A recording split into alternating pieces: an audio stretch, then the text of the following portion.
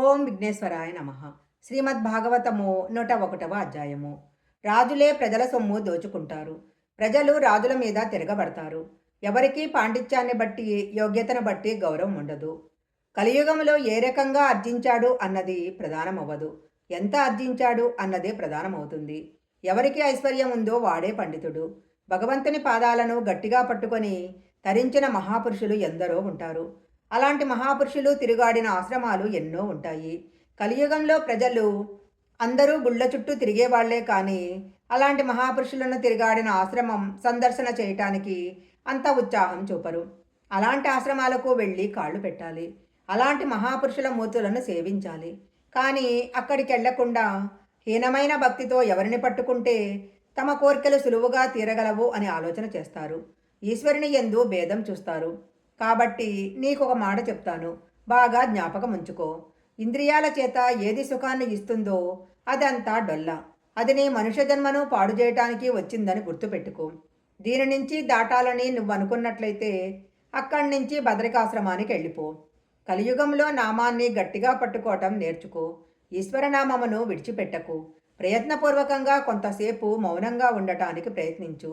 మౌనము, ఇంద్రియ నిగ్రహము, జపము, తపస్సు, మంత్రమును అనుష్ఠానం చేయుట, భగవన్మూర్తి ముందు కూర్చొనుట, ఈశ్వరుని సేవించుట మొదలైన పనులను ఎవరు పాటించటం మొదలుపెట్టారో వారు మెట్లెక్కటం మొదలు పెడతారు. అందరూ వీటిని ప్రారంభించాలి. వీటిని చేస్తే క్రమంగా నేను ఇంద్రియాలను లొంగని స్థితిని ఇస్తాను. ఆశ్రమాలన్నింటిలోనూ నేను గృహస్థాశ్రమమై ఉన్నాను. గృహస్థాశ్రమంలో వేదము చెప్పిన ఇంద్రియ సుఖము ధర్మబద్ధమైంది. వేదం ఎలా చెప్పిందో అలా ఇంద్రియ సుఖాన్ని అనుభవించవచ్చు. కానీ సుఖంలా కనపడుతున్నది సుఖం కాదనే సత్యాన్ని నువ్వు తెలుసుకోగలగాలి.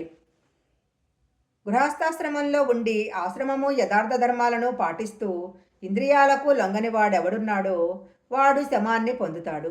కంచుతో కానీ, సీసంతో కానీ, వెండితో కానీ, బంగారంతో కానీ నా మూర్తిని ఇంట్లో పెట్టుకో.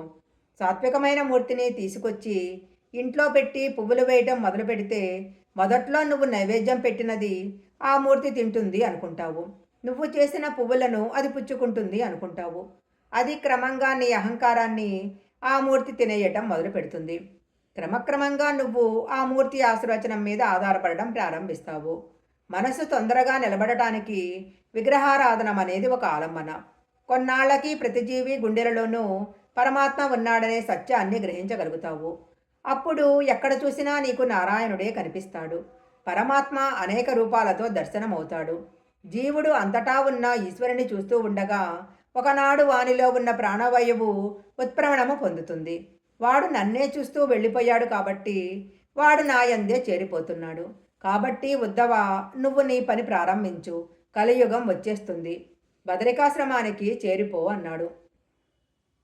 ఉద్ధవుడు బయలుదేరి బదరికాశ్రమానికి వెళ్ళిపోయాడు. ముందు బలరాముడు, వెనక పరమాత్మ నడిచి వెళ్తున్నారు.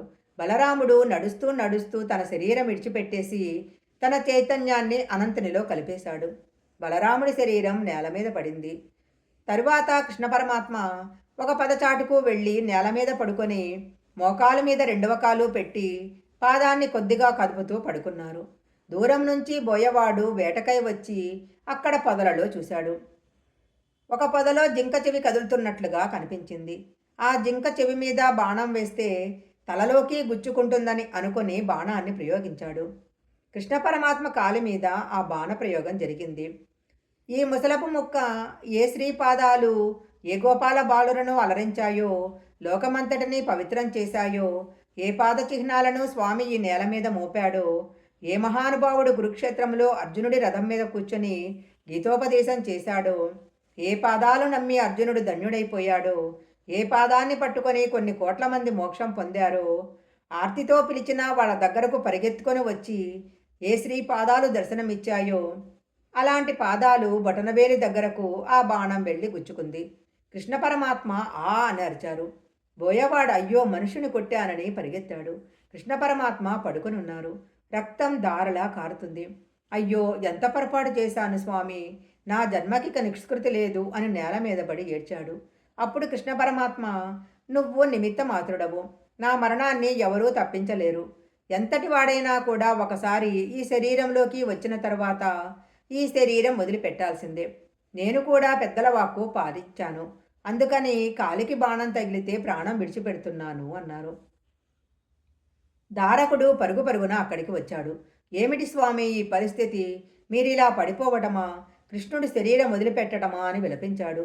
అప్పుడు కృష్ణుడు, నా అవతార పరిసమాప్తి అయిపోతున్నది. ఈ గుర్రాలు, రథాలు అన్నీ అదృశ్యమైపోతాయి. ఇప్పుడు యాదవులందరూ కొద్ది క్షణాలలో మరణించబోతున్నారు అని చెప్పాడు.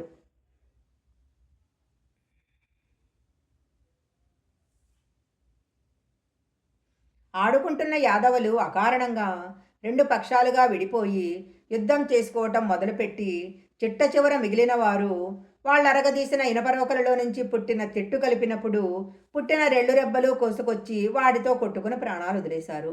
యాదవ కులం నాశనం అయిపోయింది. బలరాముని భార్యలు, కృష్ణుని భార్యలు చిత్రలో ప్రవేశించారు. మిగిలిన వారెవరో కొద్దిమంది ఉంటే వారిని ఇంద్రప్రస్థం తీసుకెళ్దామని అర్జునుడు గాంధీవం పట్టుకుని వారిని తీసుకెళ్తున్నాడు.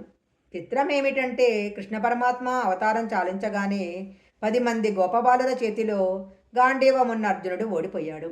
ఈ విషయము ధర్మరాజుకి చెప్పాడు. గాంధీవం ఉంది, పాశుపతాస్త్రం ఉంది, గెలిచాననుకున్నాను. ఆ కృష్ణ పరమాత్మ సారథ్యం వలన గెలిచాను అనుకోలేదు. ఆ మహానుభావుడు నా సొకుడు వెళ్ళిపోయాడు అన్నాడు.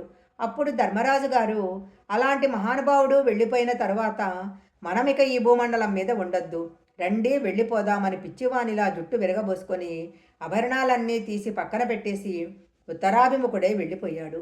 మిగిలిన పాండవులు, ద్రౌపది, కుంతి అంతా శరీరాలు విడిచిపెట్టేశారు. కలియుగం ప్రవేశించింది. కృష్ణ పరమాత్మ ఉద్దబడితో ఒక మాట చెప్పారు. ఎవరు ఈ భాగవత కథ వింటున్నారో వాళ్ళందరూ కూడా చెవుల ద్వారా అమృతమును పానము చేసినట్లే. వాళ్ళందరూ నన్నే చేరతారు. నేను అభయం ఇస్తున్నాను అన్నారు. అలాంటి వారు కన్ను మూసినప్పుడు, కన్ను తెరిచినప్పుడు కృష్ణ దర్శనమే అవటం కోసము పోతన గారు మనకొక భిక్ష పెట్టారు. వ్యాసుడు సంస్కృతంలో చెప్పిన శ్లోకాన్ని యథాతథంగా తెలుగులోకి అనువాదం చేశారు. అది భాగవతానికి జీవనాడి. భాగవత పఠన ఫలితాన్ని కోరుకున్న వారందరూ ఈ పద్యాన్ని తప్పనిసరిగా పఠించాలి. మనుష్య జన్మకు ఇంతకన్నా ప్రయోజనం వేరొకటి ఉండదు. ఎవరు ఈ పద్యాన్ని పఠిస్తారో వారు భగవతాన్ని వినడం వలన కానీ, చదవటం వలన కానీ కలిగే శుభ ఫలితాలు పొందగలరని ఫలశ్రుతి చెప్పబడింది.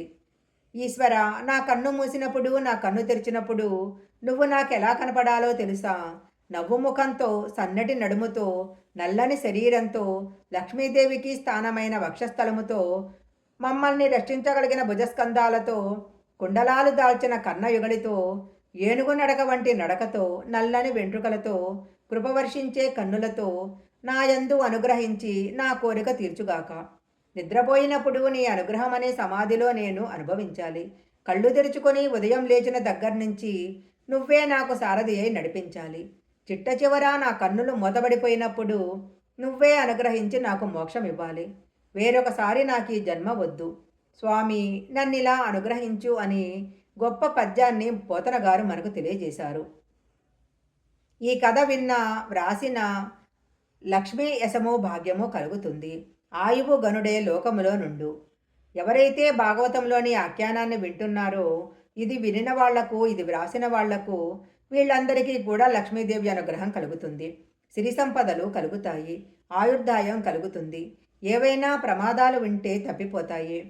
వాళ్ళు బ్రతికిన బ్రతుకు ఎలా ఉంటుందంటే, లోకంలో ఉన్న వాళ్ళందరూ ఆయనతో కలిసి ఉండాలని, ఆయనను చూడాలని, ఆయన వద్ద వినాలని కోరుకున్నట్లుగా జన్మ సార్థకత పొంది నడుస్తుంది.